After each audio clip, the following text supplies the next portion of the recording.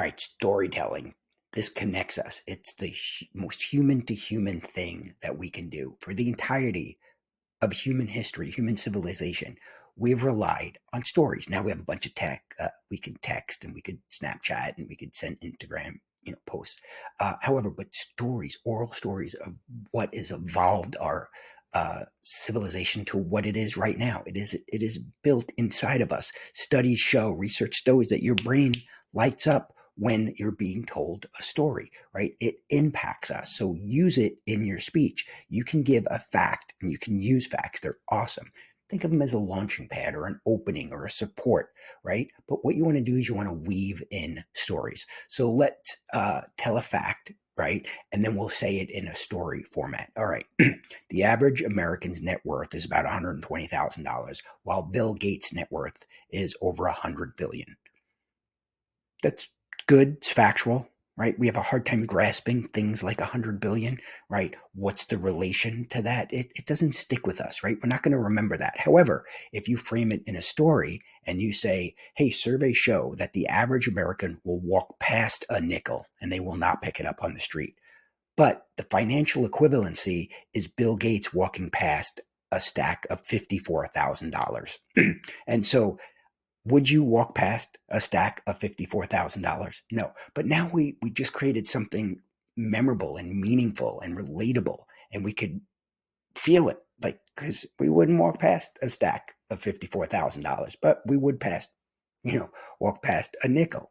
All right. So another element of a strong story is relatable characters, clear conflict and resolution. And in my quick little example, it is like, Bill Gates being a billionaire, most of us not being billionaires, right? We can relate to that. We hear about it and it's something that means meaningful to us. The conflict of walking past a nickel, like, yeah, we didn't even think about it. Walking past $54,000, right? That's something clear to us, right? That sort of conflict and resolution is pretty clear. Okay, so there's a few different types of stories that you can use. You can use a personal anecdote, which shows authenticity, and it's interesting. We like to hear about people. It's the basics of relationships. Another place that adds relevance is workplace story, something about a scenario that happened at work, right? If you're speaking at work, everybody has a connection to that, right? It's relevant to everybody in your audience. And so another thing that you can use is a case study or a known example, which is going to add credibility. So I said survey show that most people would walk past a nickel, right? That shows some credibility. There's been surveys, plus I've done this hundreds, dozens of times in class rooms. When I asked this, I asked by raise of hand how many people would walk past a nickel, and it's always a majority of class. Most I ever got who said no were, I think, 3 or 4, if I remember. But then I always throw in a little twist. I'm like, what if it was a little wet and a puddle dirty? And then they're all like, they wouldn't do it.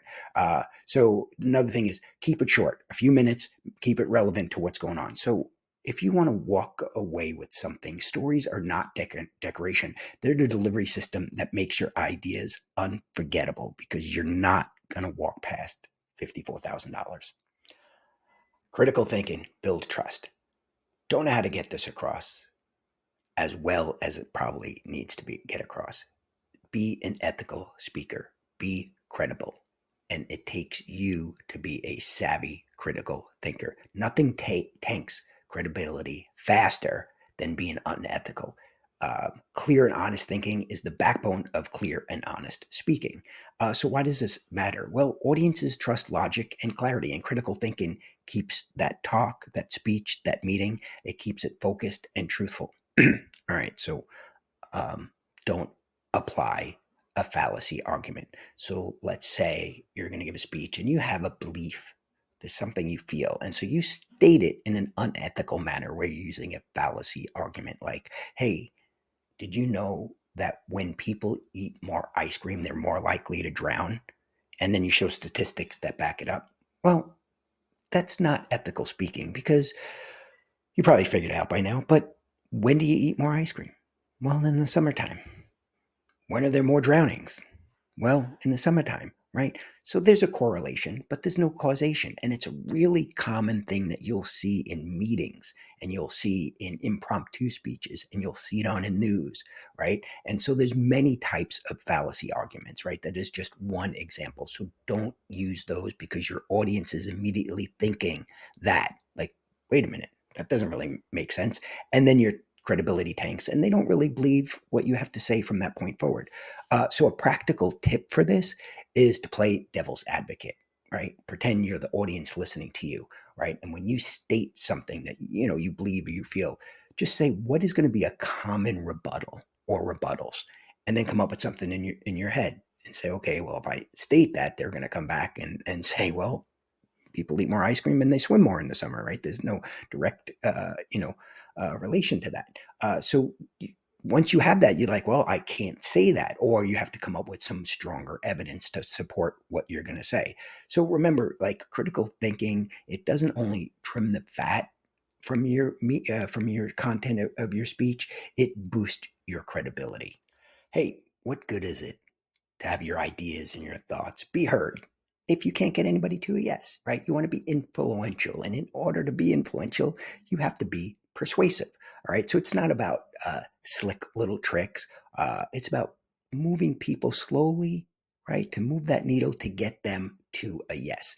All right. So let's start with what's called heuristics, right? Mental shortcuts. In order for us to survive, we make mental shortcuts all the time. We make these decisions without even thinking. We have to survive. For thousands of years of civilization, we need to make shortcuts in order to survive. Too much data coming to us, so we make decisions. So let's talk about a few persuasion techniques that rely on those shortcuts, right? So when we know somebody is likely to think something because of a mental shortcut, a heuristic, right? There's a certain bias that happens. They are biased towards something. So if we incorporate that knowledge of that bias in our messaging, right, we could be more influential and get more people to a yes or on board with what our thinking is. All right, let's talk about what's called the authority principle. We tend to listen to authority, right? If you're kind of a rebel right now and you're thinking, I don't listen to the man, right? We do, right? And there's studies after studies after studies, that prove this. Here's an example from a researcher that I just happened to like her video. So she's a sociologist, and so she went on a walking bridge in London, I believe, and she was dressed in regular clothes. And she would ask the people on the bridge, she's like, "Hey, can you please not stop? Just move along. There's no stopping here." And people would get confrontational and they'd be like, who are you?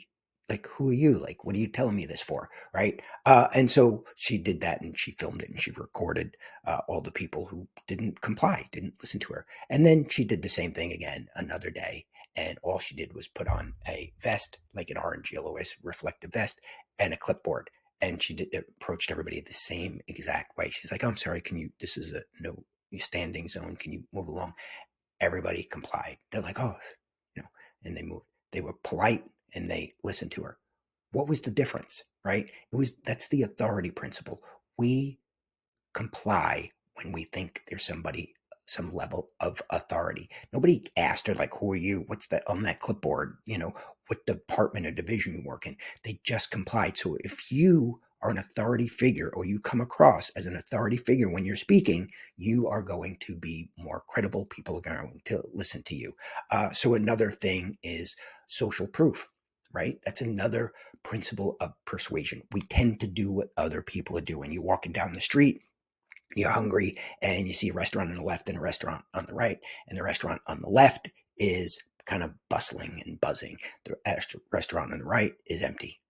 Without much thinking, you probably go to the one on the left.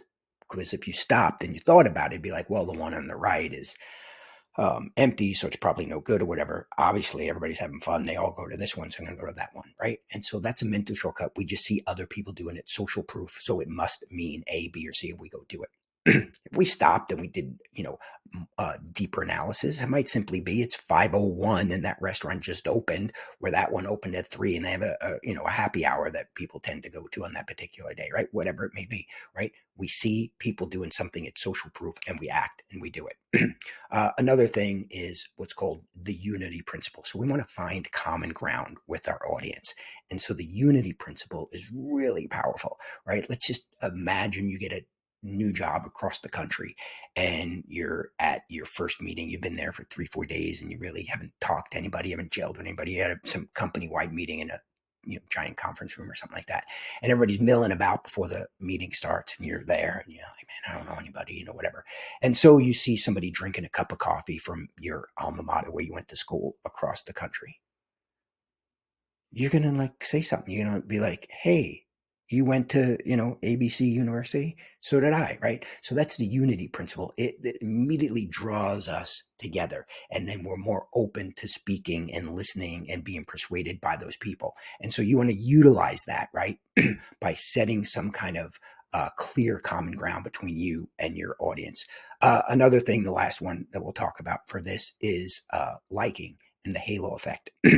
If you find someone attractive, you are more likely to find them credible, relevant, authoritative. You're going to like them better.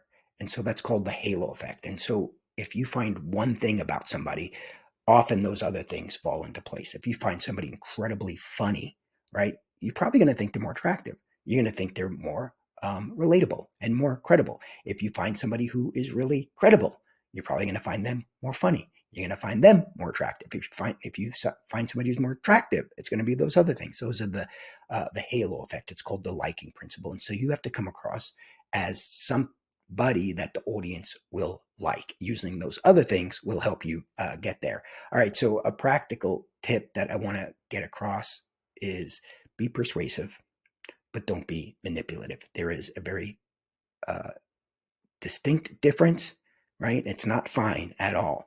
When you are persuasive, it's win-win, right?